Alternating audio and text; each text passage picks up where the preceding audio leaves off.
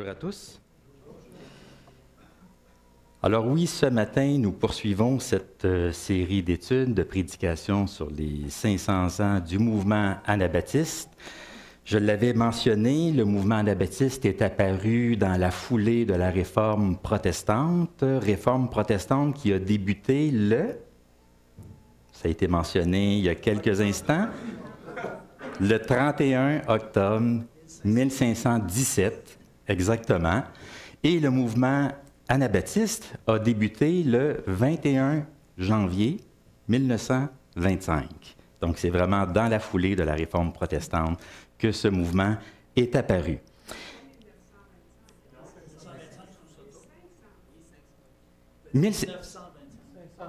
Oh, ou non, 1525, bon. J'ai pas bu assez de café, moi non plus, ce matin.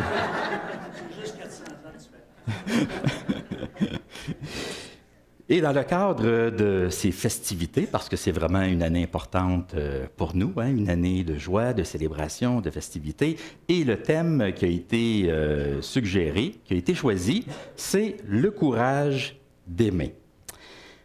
Bon, je sais que dans quelques jours, c'est la Saint-Valentin. Et peut-être que Saint-Valentin, courage d'aimer, peut-être que ce n'est pas l'idéal comme thème. Peut-être que ça aurait été mieux que je puisse modifier le thème pour quelque chose comme la joie d'aimer ou le plaisir d'aimer. Mais c'est le thème qui a été choisi, le courage d'aimer, et ça s'applique à toutes nos relations. Nos relations dans la famille, dans l'Église, nos relations avec les autres, parce que parfois, aimer, ce n'est pas toujours facile, ce n'est pas toujours évident. Nous savons que dans la foi chrétienne, l'amour, ça dépasse le sentiment, ça dépasse l'émotion. C'est une disposition de cœur que l'on choisit, une disposition qui est faite de bonté, de bienveillance, de pardon, de patience. L'amour chrétien fait appel à la volonté. C'est un amour qui se fonde sur des convictions que nous avons, des convictions sur Dieu, sur Jésus-Christ, sur Dieu qui est amour, sur Jésus-Christ qui nous a manifesté son amour. Alors oui, c'est un amour que nous sommes appelés à manifester et qui est basé sur notre volonté. Alors, dans cette série de prédications, c'est une série qui se décline en 4 messages. Le courage d'aimer à l'image des premiers anabaptistes, le courage d'aimer à l'image des premiers chrétiens, et il nous reste à voir le courage d'aimer à l'image du Christ et le courage d'aimer à l'image du Père. Et si je fais cette série, comme je l'ai mentionné, c'est pour nous aider à mieux apprécier la saveur anabaptiste, d'où le sous-titre de cette série, La foi évangélique à saveur anabaptiste. Donc, être anabaptiste, c'est une manière d'être chrétien, c'est une manière d'être évangélique. Parce que, je sais que c'est un peu paradoxal de dire cela, mais tous les évangéliques se ressemblent, mais tous les évangéliques ne sont pas pareils. Il y a des choses de commun à l'ensemble des évangéliques. Mais à l'intérieur du monde évangélique, il y a quand même des nuances, des différences. Il y a des saveurs. Alors, être anabaptiste, c'est une manière d'être évangélique. Donc, le courage d'aimer, et ce matin, le courage d'aimer à l'image du Christ, à l'image de Jésus. Aimer comme Jésus a aimé, comme Jésus l'a démontré, bien pour cela, il nous faut comprendre sa logique, sa manière de penser, sa manière de raisonner. Dans les Écritures, il existe 2 types de logiques. Des logiques qui s'entrechoquent par moments et je dirais même souvent. 2 manières de penser et de raisonner. Il y a une logique humaine et une logique divine. Une manière de penser qui est propre à l'être humain et une autre manière de penser qui est propre à Dieu lui-même. 2 logiques complètement différentes. Par exemple, dans le livre du prophète Ésaïe, Dieu dit ceci, « Car mes pensées ne sont pas vos pensées, et mes voies ne sont pas mes voies, dit l'Éternel. Autant les cieux sont élevés au-dessus de la terre, autant mes voies sont élevées au-dessus de vos voies, et mes pensées au-dessus de vos pensées. Alors Dieu s'adresse à son peuple ici, et il lui dit qu'il existe un écart, un décalage entre les voies de l'homme et les voies de Dieu, entre les pensées humaines et les pensées divines. Bien, ce matin, j'aimerais que nous puissions voir justement la logique de Jésus, sa manière de penser, de raisonner, sa manière de voir les choses, de voir la vie, de voir le monde, de voir Dieu, de concevoir le royaume de Dieu. Et sa logique, elle sort vraiment de l'ordinaire. Elle détonne dans le monde qui était le sien et aussi dans le monde qui est le nôtre. Nous allons voir que sa logique, elle est pour nous déconcertante, elle est déroutante et elle est même dérangeante par moments parce que c'est une logique qui confond l'entendement humain, qui nous fait tomber par en arrière, qui nous renverse. Et sa logique, sa manière de penser, elle est brillamment exposée dans un texte biblique que l'on connaît très bien. Un texte biblique que l'on connaît tellement bien qu'on peut avoir l'impression qu'il n'a plus rien à nous enseigner, qu'il n'a plus rien à nous dire. C'est ce qui arrive souvent lorsqu'on est très, très, très familier avec certains passages bibliques. On pense qu'on les connaît tellement bien qu'on se demande qu'est-ce qu'ils peuvent encore nous dire aujourd'hui. Mais c'est un passage à relire, c'est un passage à redécouvrir, parce qu'il y a une grande beauté dans ce passage-là. Il y a beaucoup de profondeur et c'est un texte qui nous révèle vraiment la logique de Jésus. Et quel est ce texte? C'est dans l'Évangile de Matthieu, dans le Sermon sur la montagne. Ce sont les béatitudes. Exactement. Donc, ces petites maximes qui débutent par les mots heureux ou bienheureux. Alors, je vous invite, je vais lire ce passage, Évangile de Matthieu, chapitre 5, les versets 1 à 10.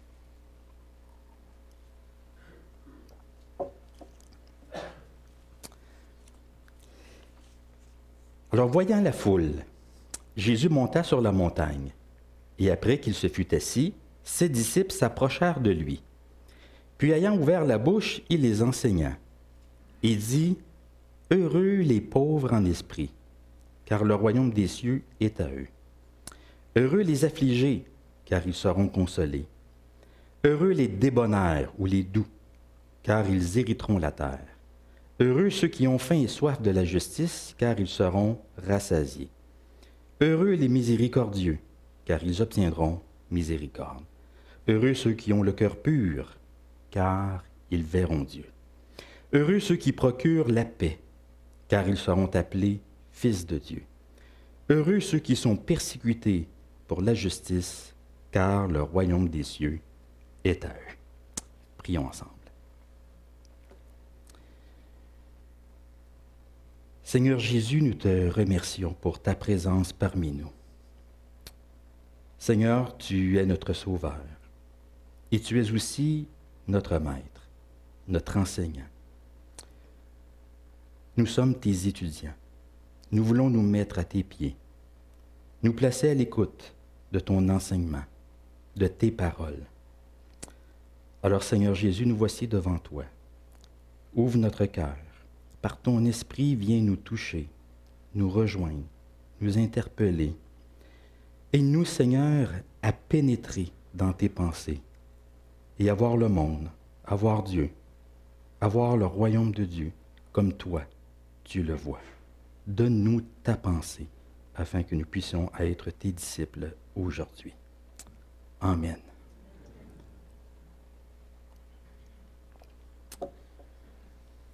La semaine passée, nous avons parlé de l'Église, du baptême et de l'Église.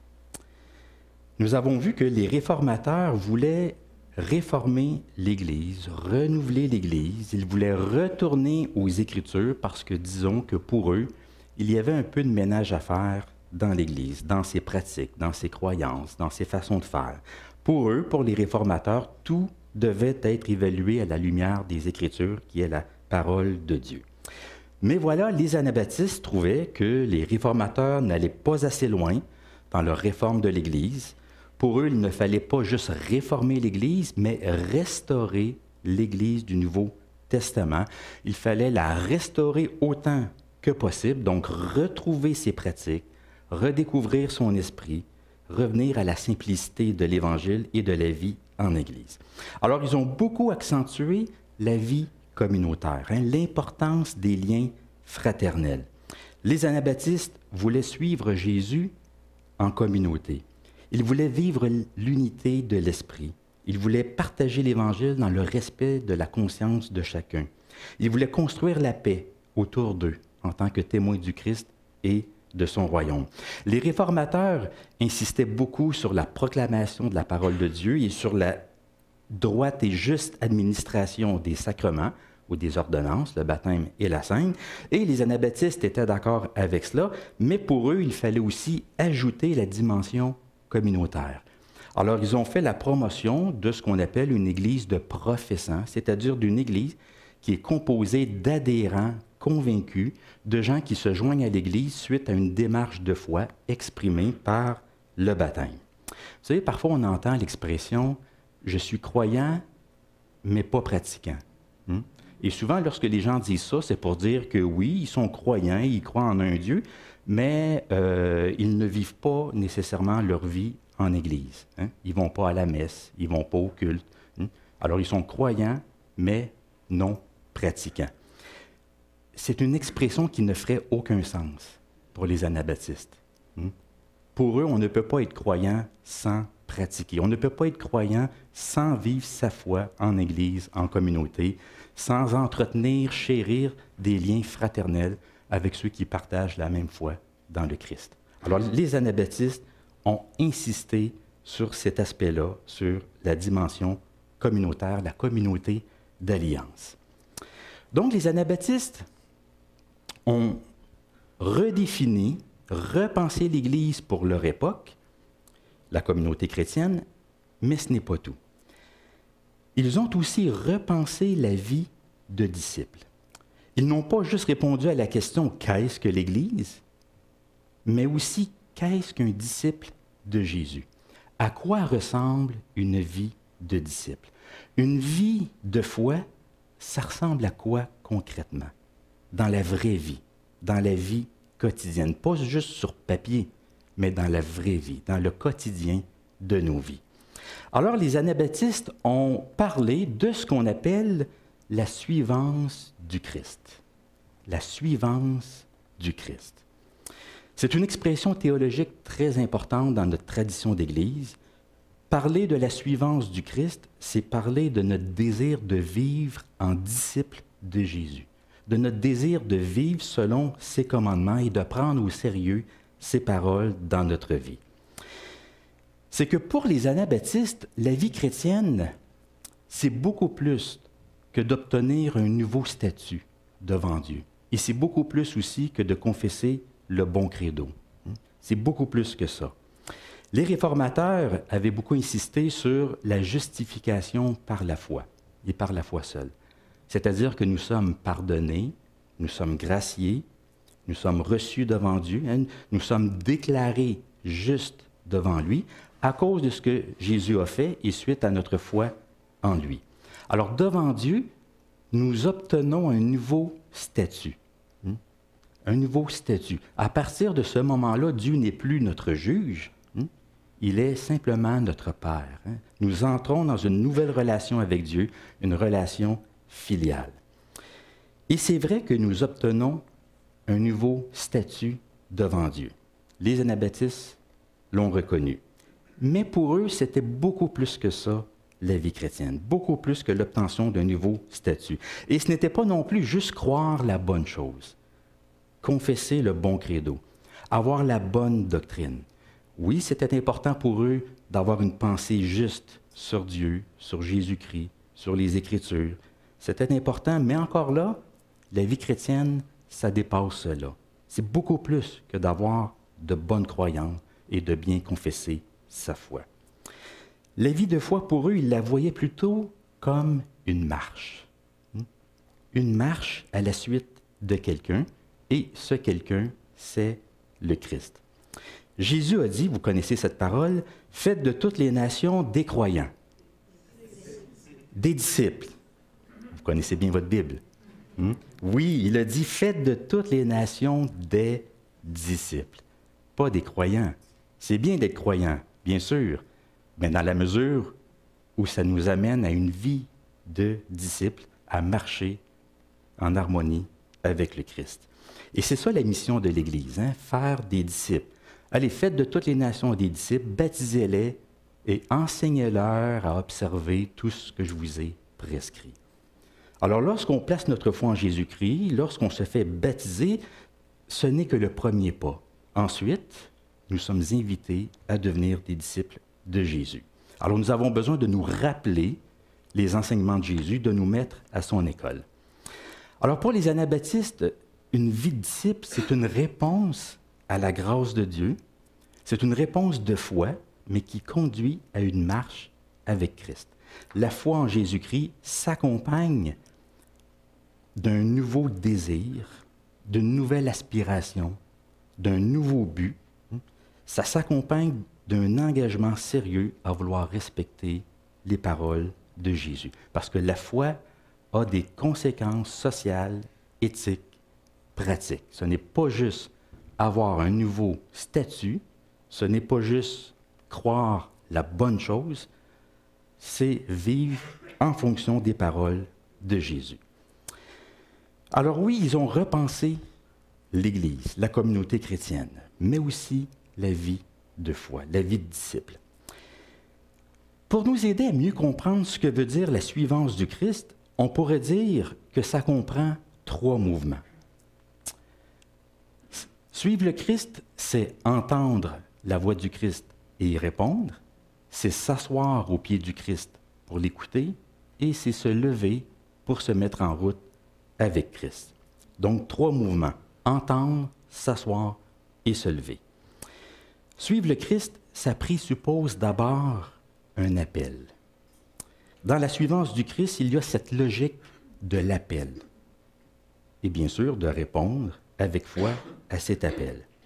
Parce qu'un disciple, c'est d'abord quelqu'un qui est appelé par quelqu'un à marcher derrière lui. Et justement, le Christ nous appelle. Il nous appelle à le suivre et il nous appelle chacun par notre nom. Pas juste de façon générale, mais chacun par notre nom.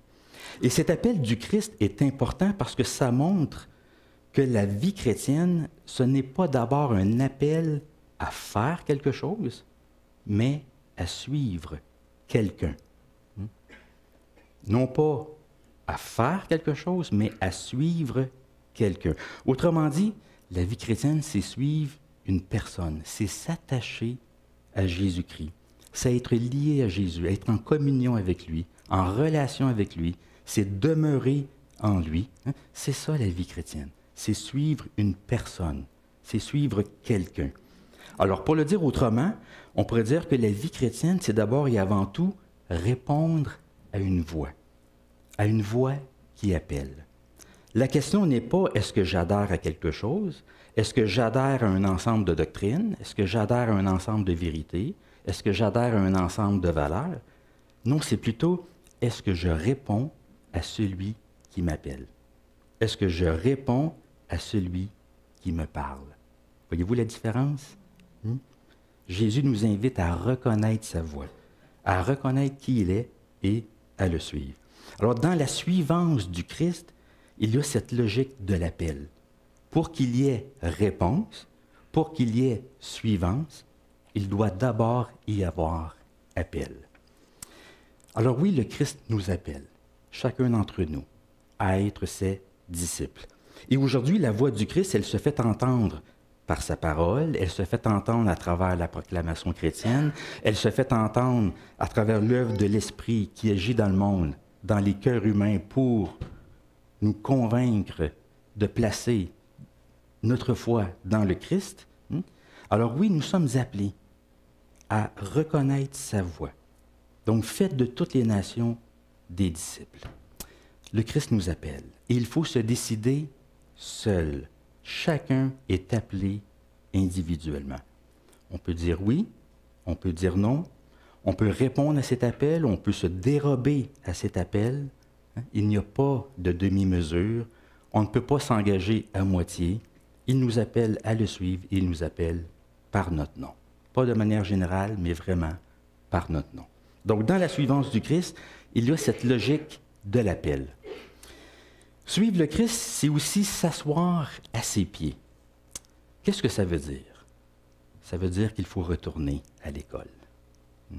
C'est se mettre à l'écoute de ses paroles, à l'écoute de son enseignement. Vous savez, parfois, il y a autour de nous, vous en connaissez sûrement, il y a des gens qui décident dans leur vie, à un certain moment, de retourner à l'école. Ils sont dans la quarantaine, dans la cinquantaine, peut-être même dans la soixantaine.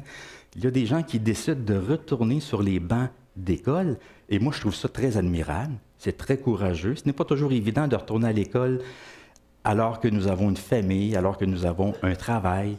Mais parfois, on n'a pas le choix. Parfois, c'est du perfectionnement. Parfois, c'est parce qu'on veut réorienter notre vie. Il y a un changement de carrière. Mais c'est quand même admirable de voir que des gens sont prêts à retourner à l'école après plusieurs années.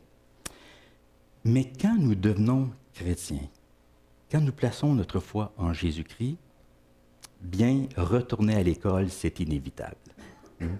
On retourne sur les bancs d'école. Parce qu'un disciple, qu'est-ce que c'est? Bien, c'est une personne qui s'assoit au pied d'un maître, au pied d'un enseignant, au pied d'un rabbi. Dans le livre des Actes des Apôtres, Luc nous rappelle cette parole de l'apôtre Paul. À un certain moment donné, Paul se défend et il dit ceci à la foule qui est devant lui. Il dit, écoutez bien, il dit, « Je suis juif, né à Tarse, en Cilicie, mais j'ai été élevé dans cette ville-ci, et instruit au pied de Gamaliel.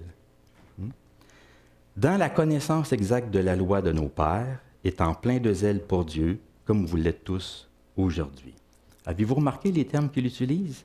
Instruit au pied de Gamaliel.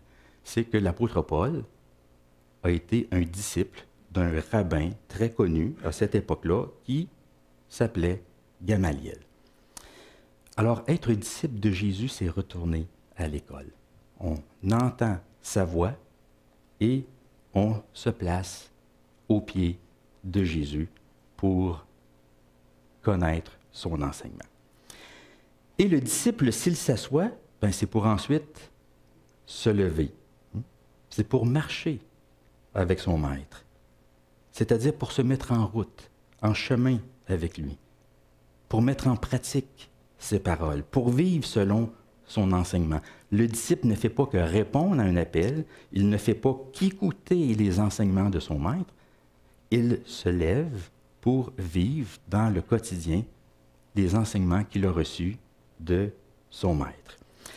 À la fin du sermon sur la montagne, Jésus dit ceci à la foule, il dit, « C'est pourquoi quiconque entend ces paroles que je dis et les met en pratique sera semblable à un homme prudent qui a bâti sa maison sur le roc. » La personne qui bâtit sa maison sur le roc, ce n'est pas juste quelqu'un qui entend les paroles de Jésus, mais qui les met aussi en pratique. C'est pourquoi quiconque entend ces paroles que je dis et les met en pratique, c'est un homme prudent qui va bâtir sa vie sur le roc. Alors c'est ça un disciple de Jésus. C'est quelqu'un qui entend l'appel de Jésus. C'est quelqu'un qui s'assoit à ses pieds et qui se lève pour se mettre en route avec Jésus, pour vivre selon son enseignement. Et remarquez que tout cela, c'est à recommencer chaque jour de notre vie. Ce n'est pas quelque chose que l'on fait une fois pour toutes, mais chaque jour de notre vie.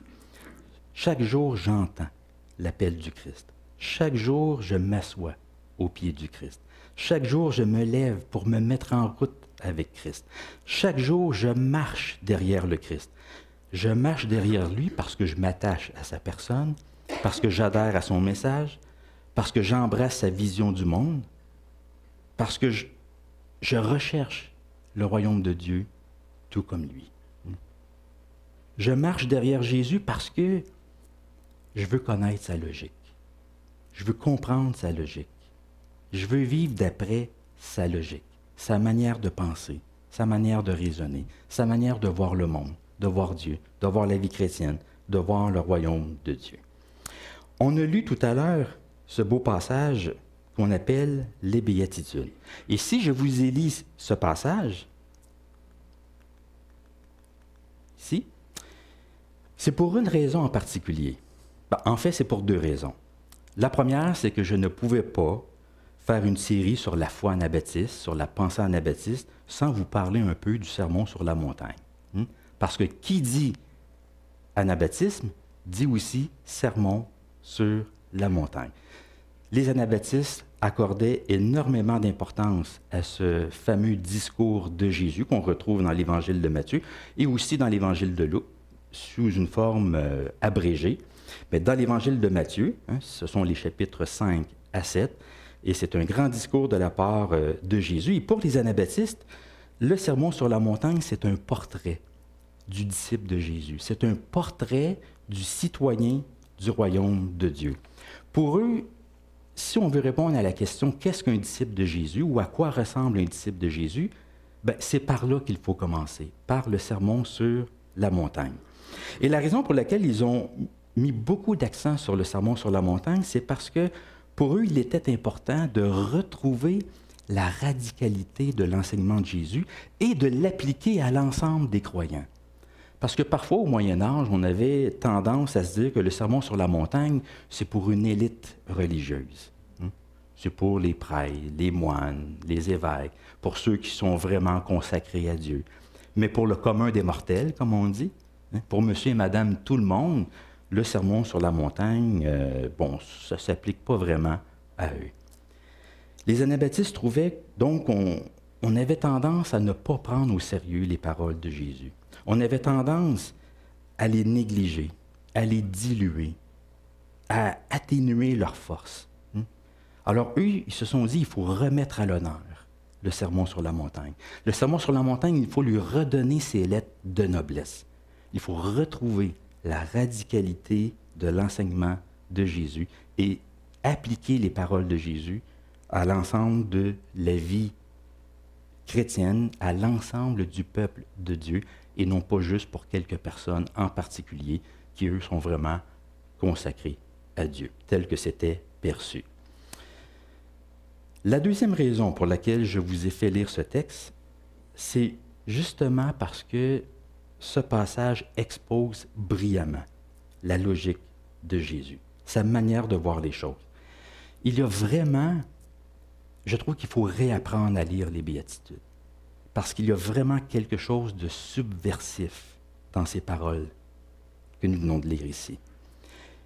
C'est une logique, la logique de Jésus, c'est une logique qui va à l'encontre de la logique humaine, de la pensée humaine, de la philosophie humaine, des aspirations humaines et de tout ce qui peut être valorisé par les êtres humains. Il y a quelque chose de contre-culturel dans les béatitudes de Jésus. Autrement dit, c'est que les béatitudes, ce ne sont pas juste de belles petites paroles sur le bonheur. Vous avez des petites paroles agréables à entendre, des paroles qui sont douces à nos oreilles. C'est pas juste des paroles cute. Imaginez quand les gens ont entendu les béatitudes pour la première fois. Qu'est-ce que vous pensez qu'ils se sont dit? Est-ce que vous pensez qu'ils ont réagi du genre « Heureux les pauvres en esprit »? « Ah, c'est donc bien cute. Heureux les débonnaires, les doux. Oh, wow, c'est donc bien beau ça. Heureux les persécutés. Oh, c'est cute. » Non, non, ça n'a pas été leur réaction du tout. Au contraire, c'est heureux les pauvres en esprit. Vraiment? Heureux les persécutés? Vraiment? Heureux les affligés? Vraiment? Ils sont vraiment heureux?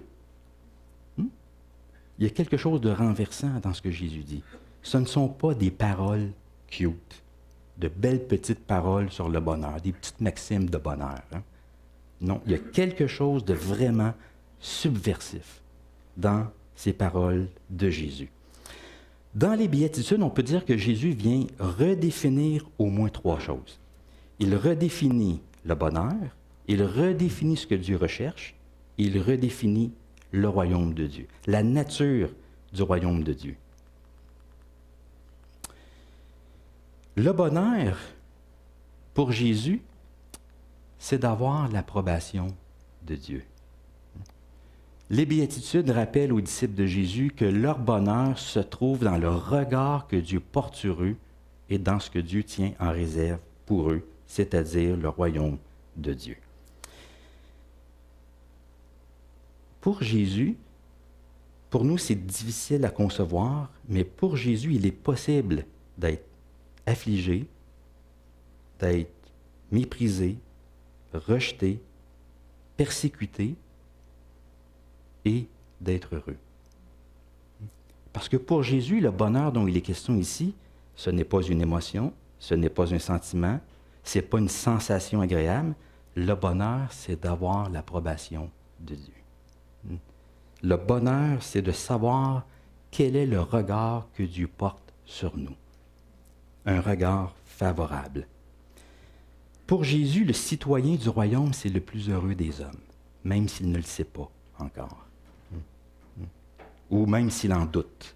Vous savez, ici, on est bien au Canada. On est quand même bien. C'est sûr, on peut critiquer un paquet de choses. Il n'y a rien de parfait, mais on peut quand même reconnaître qu'on est bien. Quand on écoute les nouvelles, puis ce qui se passe un peu partout dans le monde, on est bien, mais parfois on ne le sait pas. Ou on l'oublie. Mais Jésus dit que le citoyen du royaume des cieux, il est heureux. C'est le plus heureux des hommes, même s'ils ne le savent pas encore. Parce que Dieu porte sur eux un bonheur, un regard favorable. Donc le bonheur, c'est d'avoir l'approbation de Dieu. Les béatitudes révèlent aussi ce que Dieu recherche et ce qui a son approbation. Et devant Dieu, il y a des qualités, des vertus qui ne sont pas nécessairement valorisées socialement. Ce que Dieu recherche, ce que Dieu valorise, c'est l'humilité, c'est la douceur qui n'est pas la mollesse, c'est la force maîtrisée. Ce n'est pas la même chose. On a tendance à penser que la douceur, c'est être mou. Non, c'est quelqu'un qui sait maîtriser sa force. Vous pouvez avoir un cheval doux, mais il est fort. Il y a de la force dans un cheval, mais il peut être doux dans son caractère. Donc l'humilité, la douceur, la miséricorde, la pureté du cœur, les efforts pour la paix, la recherche de la justice, c'est ça que Dieu recherche. C'est ça que Dieu valorise.